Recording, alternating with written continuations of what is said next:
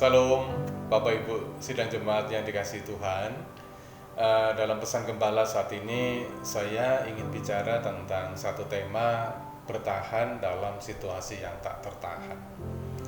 Ketika merenungkan akan tema ini, saya teringat akan betapa sulitnya, sakitnya seorang ibu dalam proses melahirkan seorang anak. Dari beberapa berita yang saya baca, sakit yang dirasakan oleh seorang ibu ketika dalam proses melahirkan seorang anak.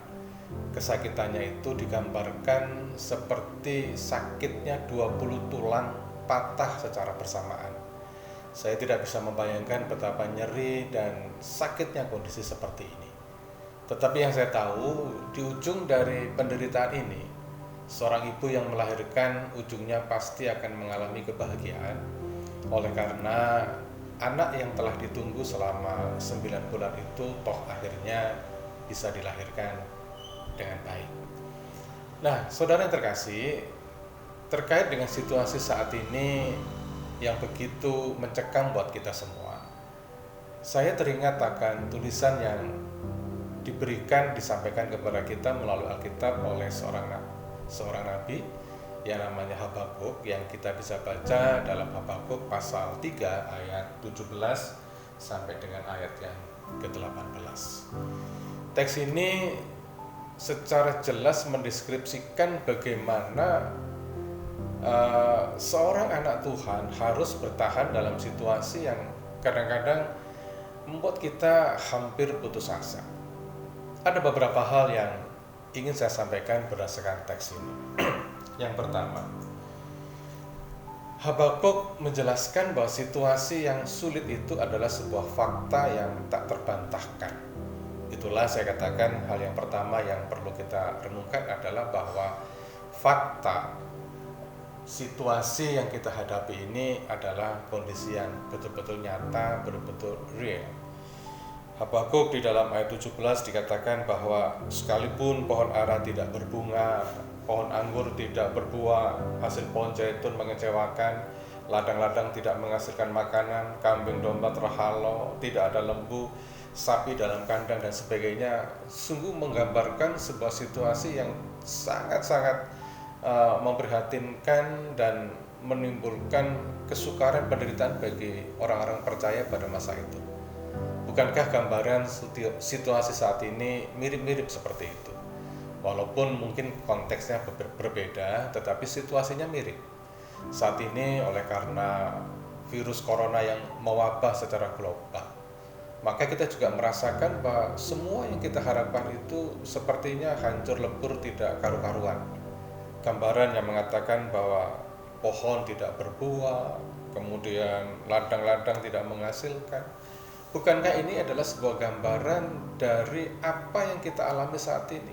Kita tidak mengalami kemudahan di dalam bekerja. Kita tidak mengalami berkat yang mengalir seperti pada masa-masa yang lalu. Seakan-akan putus harapanlah kita ini. Dan ini adalah fakta yang kita hadapi. Pertanyaannya adalah bagaimana kita merespon fakta ini? Nah, Habakuk mengajarkan kepada kita bahwa dalam situasi yang seperti ini penting kita memiliki respon yang tepat terhadap situasi itu. Di dalam ayat yang ke-17 dikatakan bahwa walaupun kondisi yang seperti itu, kemudian Habakuk mengatakan di dalam ayat ke-18, namun aku bersorak-sorak di dalam Tuhan, bersukacita di dalam Allah. Artinya apa sih?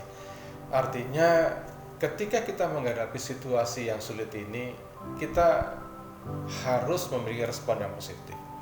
Dibutuhkan respon yang mampu untuk menanggulangi berbagai macam tekanan, stres, depresi yang kita alami.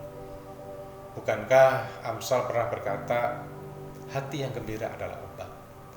Saudara, berapa banyak kita mendengar berita bahwa ketika wabah corona ini menyerang kemana-mana, yang menjadi persoalan kadang-kadang tidak hanya oleh karena virusnya itu sendiri, tetapi rasa takut, stres, kecemasan, justru itu yang seringkali menyerang banyak orang dan menyebabkan